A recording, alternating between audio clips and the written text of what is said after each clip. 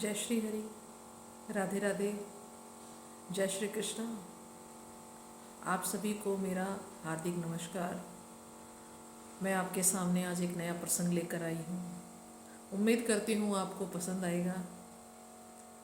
अगर आपको पसंद आए तो प्लीज़ मेरे चैनल को लाइक और सब्सक्राइब ज़रूर कर दीजिएगा, ताकि आपके माध्यम से मैं अधिक से अधिक लोगों को जो है श्री कृष्ण की भक्ति के बारे में जो है मैं उनकी चर्चा, उनका ज्ञान बांट सकूँ। बस मेरी यही अभिलाषा है। आज मैं आपके सामने एक नया प्रसंग लेकर आई हूँ धन्ना जाट जी के बारे में। धन्ना जाट एक बहुत सरल और सीधे साधारण से व्यक्ति थे। बड़ा सरल स्वभाव था उनका और साधारण से थे, ज़्यादा ज्ञान नहीं था। एक बार उनके पास एक संत आए और उनको जो है उनके घर पर रुके, धन्ना जाट जी के घर पर रुके और उनको कहा कि भाई ये शालिग्राम जी हैं, इनकी पूजा करना, अर्चना करना जो है। वो छोटे से थे जब, तो उनको दे के गए थे, तो उन्होंने वो शालिग्राम की प्रतिदिन पूजा करते, प्रतिदिन नियम से जो है उनको नहलाते, उनको तिलक करते, उनको भोजन देते। उनका एक वो बन गया था। खेत में जाते जो है तब भी उनको अपनी जेब में रख के चले जाते थे कि भाई अकेले रहेंगे या क्या करेंगे, मेरे साथ रहेंगे। तो जो है धन्ना जाट को जो है इतना ज़्यादा लगाव हो गया उनके साथ, शालिग्राम जी के साथ, कि जो है वो उनको एक पल भी अकेला नहीं छोड़ते थे। और ठाकुर जी भी जो है उनके साथ साथ उनसे बात करते थे। वो जब धन्ना जी जो है उनको खाना परोसते तो जो है वो खाना खाने के लिए आते थे और घंटों पति आते थे खेत में। अगर भैंस चराने भी जाते थे तो भैंस जो है धन्ना जी सो जाते थे थक हार के, तो वो जो है कान्हा जी जो है छोटे से गोपाल जो है उनको संभालते थे, उनकी भैंसें चरा के लेके आते थे। तो खेत में जो भी काम होता था सारा वो करते थे।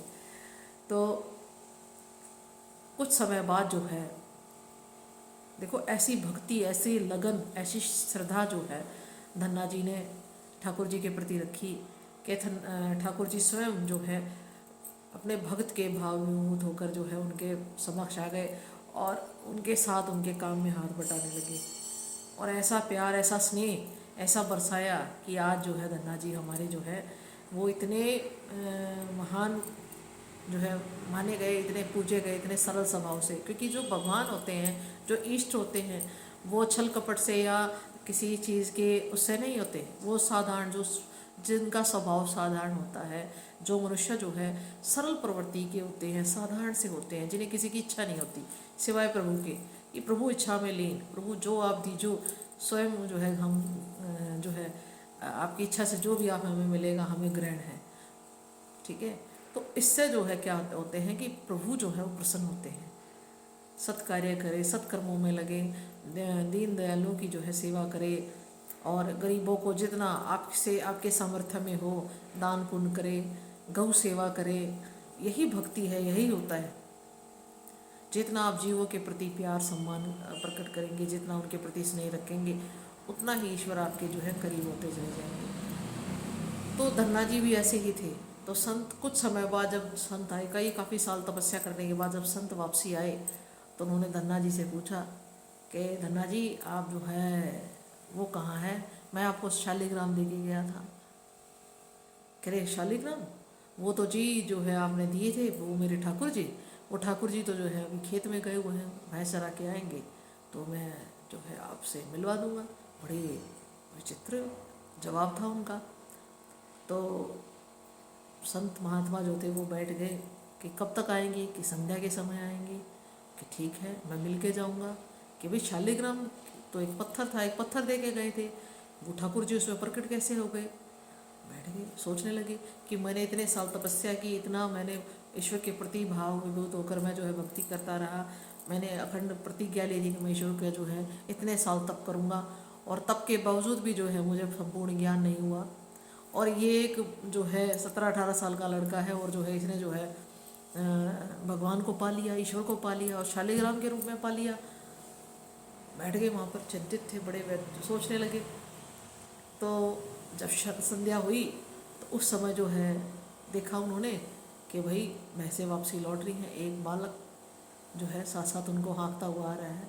उन्होंने देखा और दौड़े और चरणों में लिपट के, प्रभु आप अपने भक्त के इतने करीब, और मैं इतने साल मैंने तपस्या की और मैं जो है मुझे आज तक जो है आपका आपके दर्शन नहीं हुए, आप मुझे मिले नहीं, और धन्या जी के जो है यहाँ पर आप ये सब कार्य कर रहे हैं।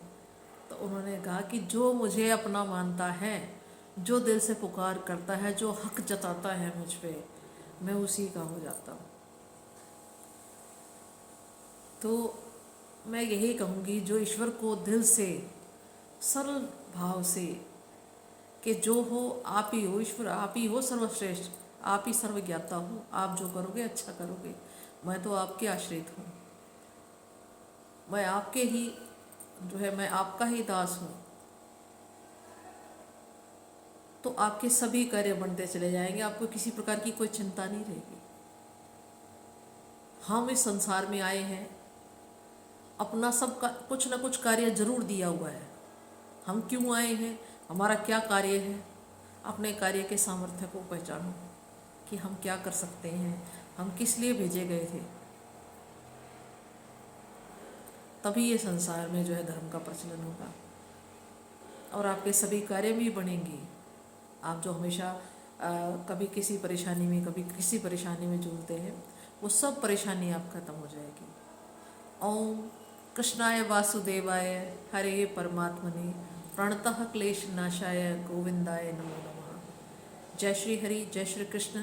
फिर एक नया प्रसंग लेकर आपके समक्ष आऊँगी मैं, तब तक के लिए आज्ञा दें और ये मंत्र उच्चारण जरूर करें। ओम कृष्णाय वासुदेवाय हरे परमात्मने प्रणतः क्लेश नाशाय गोविंदाय नमो नमः। आपका कल्याण हो सभी का, और मैं आप सभी से अनुमति लेती हूँ।